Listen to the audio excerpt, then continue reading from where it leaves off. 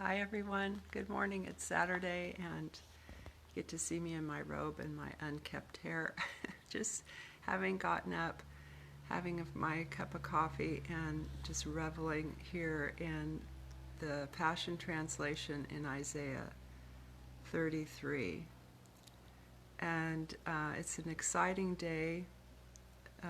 The send is happening right now in Florida, and I just linked up to it, which you can do as well. And you can watch all day. It will be going for 12 hours. It just started a half an hour ago. So once you get done with this, if you're on with me live this morning, you can switch over to the send. Just look that up and it'll provide a link for you to watch. It's going to be like Azusa Now, as far as like a big stadium event with worship all day long, and it's incredible what God's going to do there.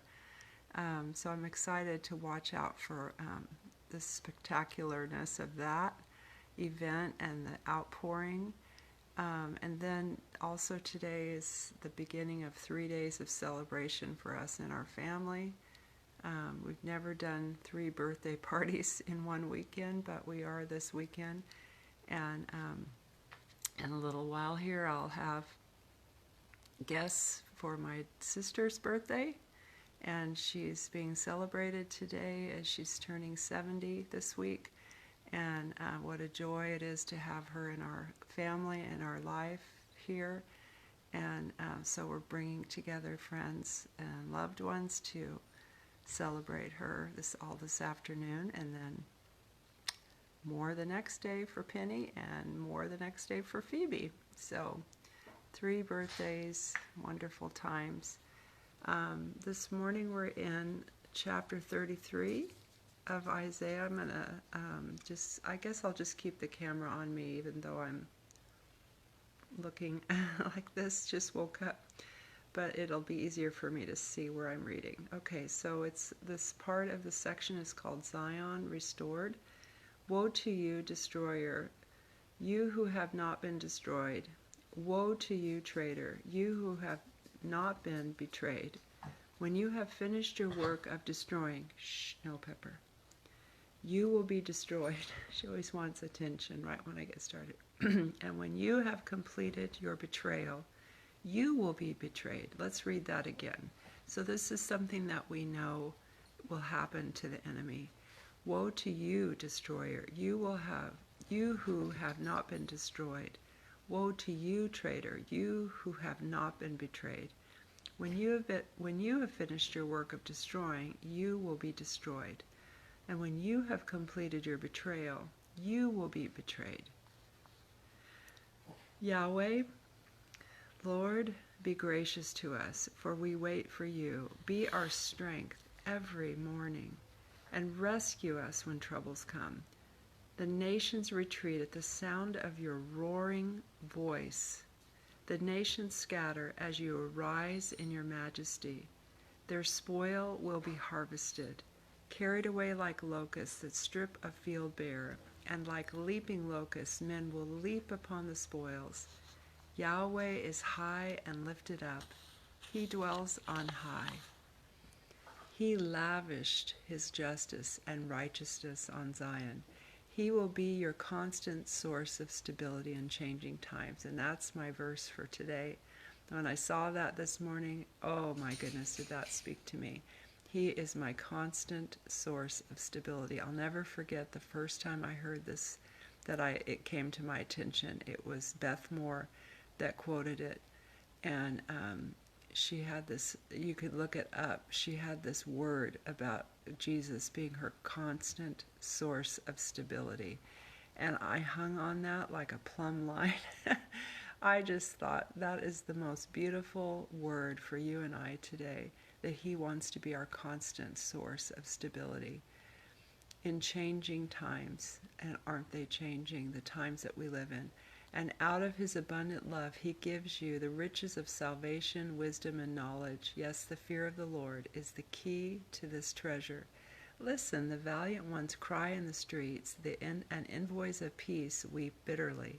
The highways are deserted, and the travelers have disappeared. Covenants are broken and witnesses rejected. No one is respected. Gosh. The land mourns and languishes. Lebanon is disgraced and withered. The fields of Sharon are like a desert, and the lands of Bashan and Carmel are stripped bare. Now I will arise, says the Lord. Now I will exalt myself.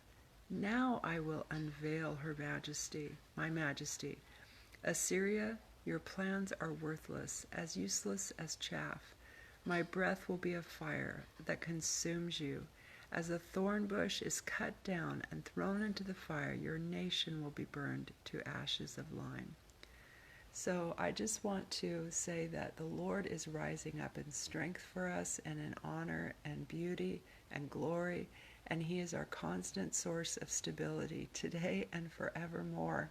We go into the future with a hope that knowing that He, especially today, He's speaking this so graciously over us, that He is our constant source of stability, that He's wooing us into the future with no dread and no fear, that He has years and years ahead of us where He will be our constant companion, our constant source of stability. He will never leave us. He will never forsake us. And if you have any thoughts, as I have had, of growing older or